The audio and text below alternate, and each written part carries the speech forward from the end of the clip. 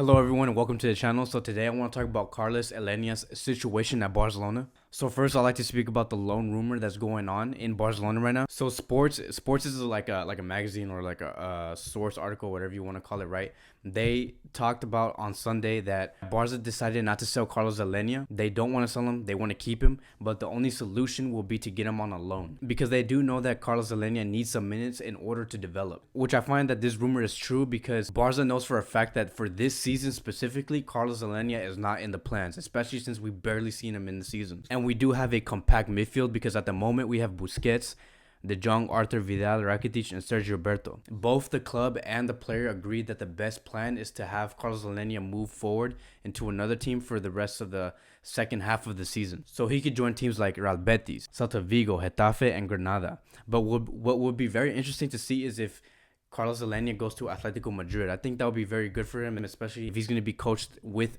Diego Simeone. It's just something to think about. But yeah, the only time Carlos Aleña made an appearance with Barcelona was at the opening day of the season.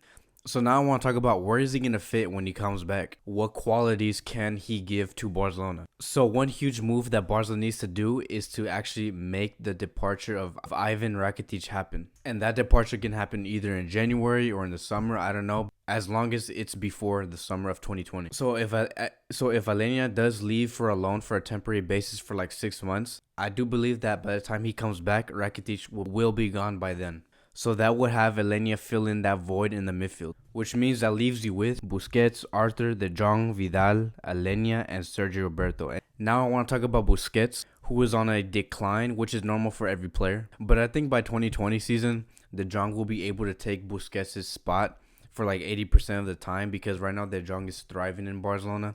His best place is defensive midfield. That is exactly where Busquets plays. And you also have to remember that Busquets can't play every game in La Liga, every game in the UCL like he used to. Like he is getting older. I think he's pushing 32, 33.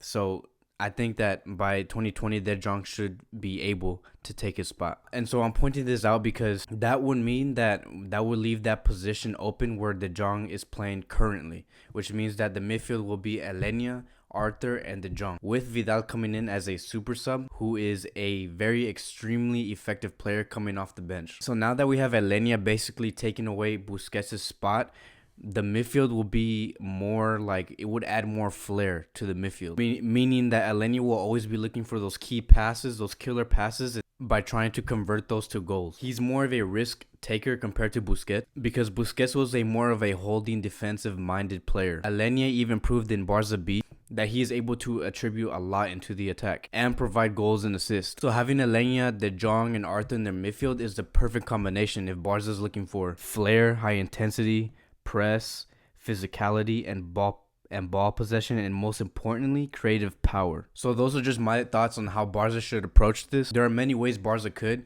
but I think this is the best solution. So should Barca sign a world-class midfielder in the winter of 2020 or in the summer of 2020? I don't think so. I think we have enough in our disposal. So again, I think Aleña, De Jong, Busquets, Vidal, Arthur would be able to do Barca's justice for the 2020-2021 season. So those are my thoughts. Let me know what you guys think. Let me know if you guys think that Barca should sign a world-class midfielder. Who should they let go? Who should they start? Should Aleña start? Let me know in the comment section. Appreciate you guys. I'll see you guys next time.